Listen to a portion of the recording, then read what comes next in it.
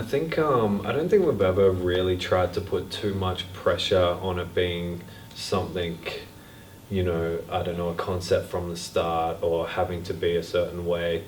Personally, I always like to work as I like to work. So I like to work relaxed. I like to go for a little swim in the morning if I can, and kind of have my room clean and my things prepared, and just kind of go at it and have nothing else on in the day where I can, if I'm on a roll, I'll go for 12, 13 hours. If I'm not on a roll, I'll finish after an hour or two.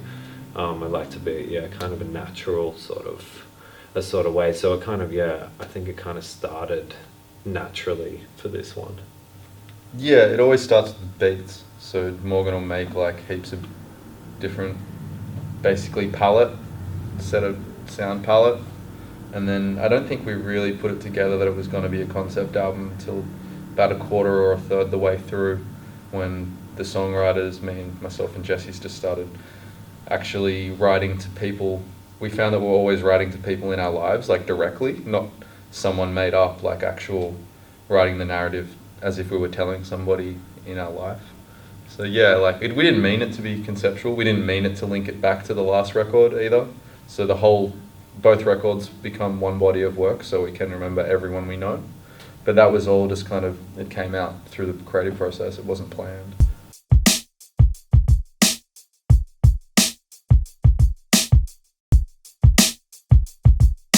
No, yeah, like I was saying before, I think sometimes it would start with kind of a bulk of beats, and I'd be sending them beat after beat, and waiting for them to kind of find something, the right mood that will kind of spark an idea or a concept for the song. Or other times, I actually set up a kind of sound palette on a synthesizer, and I had a few drums on machine. This is for the track Wolves, and I actually went to the bathroom and I came back, and Poncho, the other producer, had pretty much come up with most of the main kind of arpeggiated melody and getting the drums going, and that was literally in 15 minutes. And Tucker and Jess One were there, and Jess One already kind of had this hook idea, and then it was kind of that evening that song came together. Whereas other ones, I'd made almost the whole music with Poncho 6 months before, and then it wasn't until a lot longer later that they'd really kind of captured the right mood and concept for that music. So there's definitely no precise formula. It's just as we please, luckily enough. More often than not, it's like either a sample or a chord progression that sets a mood, and me and Jesse usually know what we like, and I'm a little bit synesthetic, so if you give me a chord progression, I'll feel a colour, and as soon as I have a colour, I'll know what mood it's meant to be in. So there's 90% of the time we start with music, basically.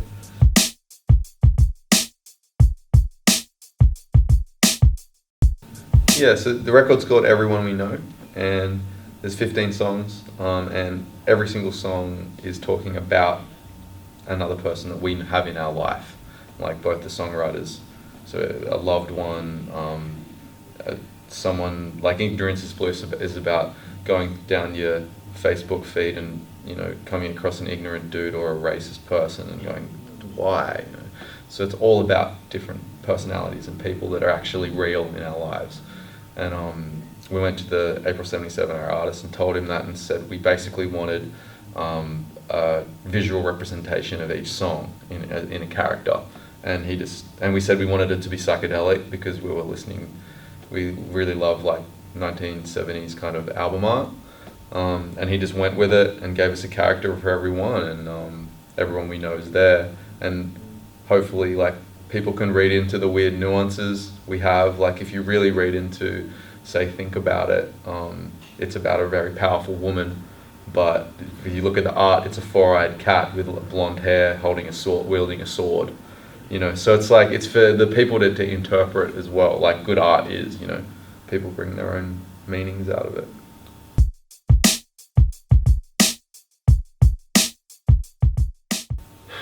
That takes a lot of time and work.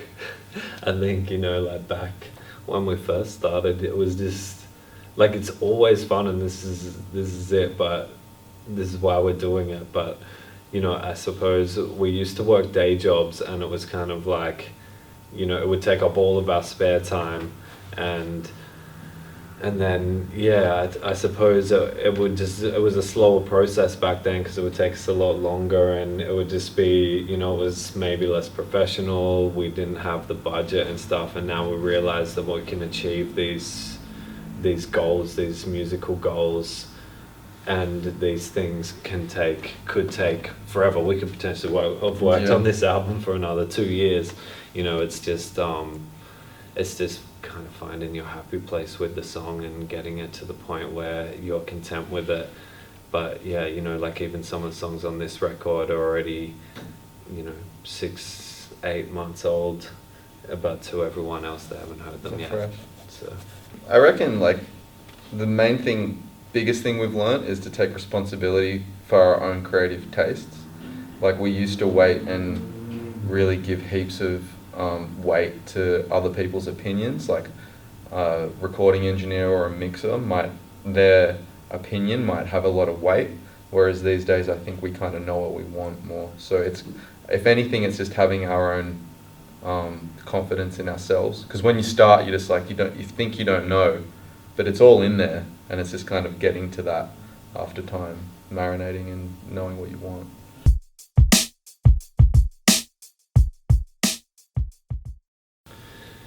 On the production side, I think you know, between me and Poncho, we kind of have very different backgrounds in terms of creating music, and he kind of came from the jazz trained background, but then he's really into like new school trap stuff. So there's he's not allowed to play jazz in the studio, basically.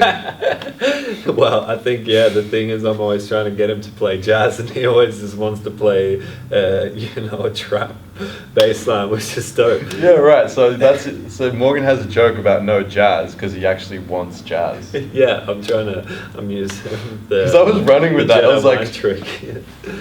But but yeah, sorry, I'm kind of losing what this is about and trying to make jokes here. No, Kevin loves EDM and trap music. Morgs has a more traditional kind of like collecting records, finding really unique sounds that already exist and working with them. Or recording, something organic. Yeah. You know, that it just has a bit of grit to it. And I think that's kind of where me and Poncho of kind of the marriage works, is we come from different backgrounds, but we're always headed to the same path, and those kind of worlds that we've learned, you know, have helped meld the fundamental sound into something more professional and more musical and more profound. I kind of feel like the trap and electronic kind of wave that's happening, although it is original, the sounds that everyone is using is very generic, and you really have to work hard to find like a really individual electronic synth sound and all that. Whereas because we have Morgs going through archives of records, we already have kind of like a sound that we can plug into that, and that's where I think we kind of are able to be a bit more original perhaps than people that are just trying to recreate Drake over and over when it comes to those kind of more future beats, I guess.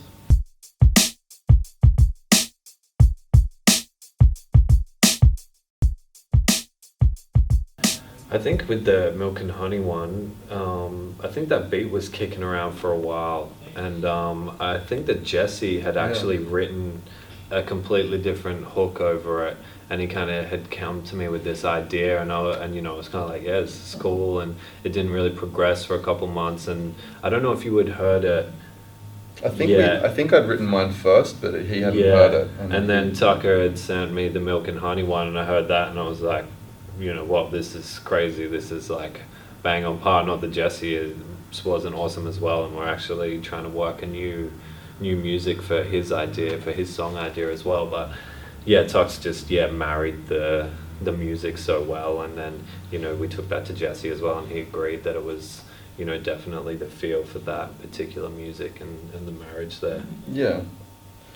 Like as soon as I hear something, I know I can write to it. Like they'll make so many beats, and I'll like them, but I can't hear my own voice over it, and it's really harsh because like they'll often love this beat, and I'm like, so do I, but I just don't know what to do with it. Yeah. Whereas with Milk and Honey or particular songs, I'm like, no, I can hear myself instantly over that. Or again, like I can hear as soon as I hear the chord progression and I can feel or see a color, I know I can work with it basically. Yeah.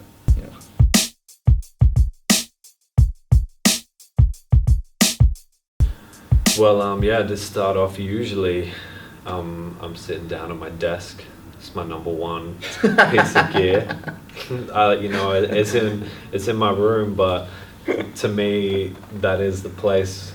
I have to keep it clean. That is my spot that I go to. That isn't playing video games. It isn't talking to my girlfriend. It isn't doing anything else. I usually put my phone on charge on the other side and I sit down at my desk.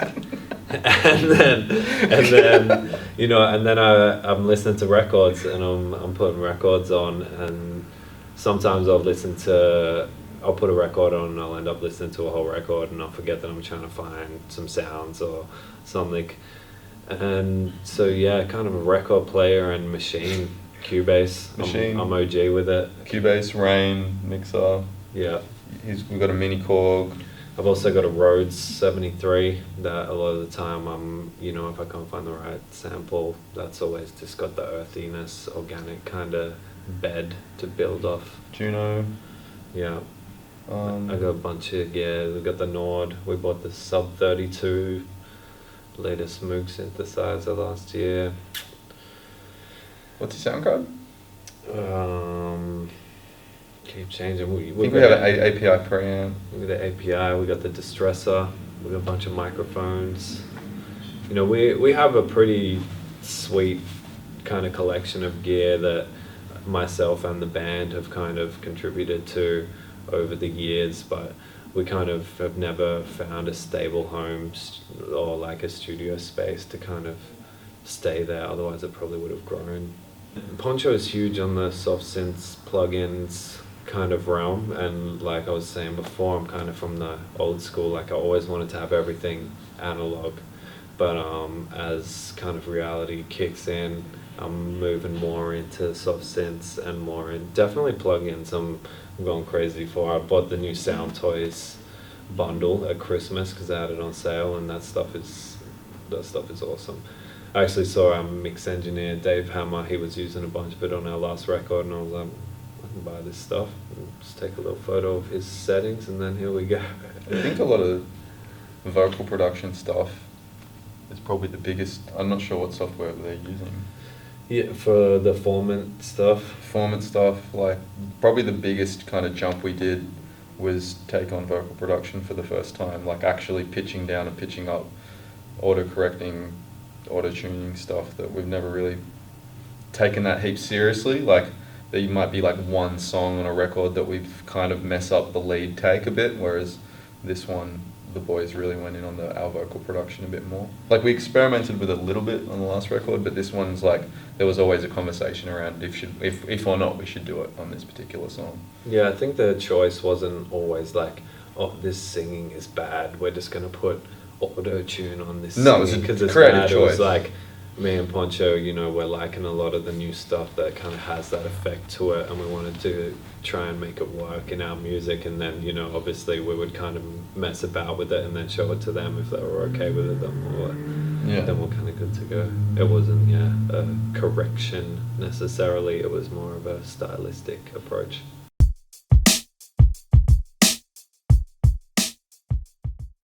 We're kind of blessed in that sense. Like I was having a chat with Sticky Fingers, and they had a lot of trouble like transferring their second album into a live situation because so much of it was produced. Whereas like we've got every single stem is there, and we can like take it out or put it in. So it's more about we've probably got too many options. Yeah. But yeah, like going back, we were kind of always a DJ and MC kind of act. So now we're kind of moving as much as we can into performing things live, so we can do as much or as little as is required and as is necessary and kind of coherent to the crowd. You know, sometimes we kind of start practicing things and then I realize, oh, that's actually going to be quite hard to do for the whole song, and then I'm like, and the these crowd's two are not going to even- be rapping and jumping around the whole time, so is anyone going to notice I'm doing that, and if I make a mistake, is that going to ruin the song? So we kind of have to weigh up our options when we're talking about how we're going to perform the songs live.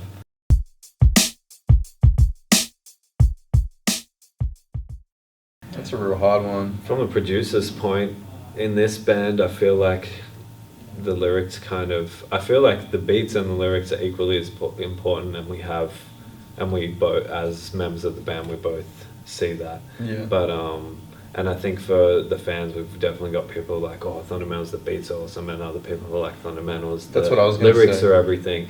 But I think for me, majority of the people are connecting with the song concepts and the lyrics. Yeah. Like, The majority, yeah. I guess I don't really see a difference. Like, at the end of the day, to be real, I guess lyrics do take precedence because we end up writing over everything. And the guys, sometimes that like, they'll make an instrumental part and we'll like it so much that we'll write over it. And so that does happen a lot. And I would have actually loved to have more instrumental sections, but again, I was probably the guilty dude writing over all the instrumental sections. But I think as a group, we kind of see it all as one idea. Like, we don't kind of separate it, and just trying to make the best song is the most important thing. But yeah, like, unfortunately, we do carve out a lot of sonic kind of production to make sure the vocals are up the front, which is just the climate we live in. Like, you know, people connect to the human voice a lot, you know, so.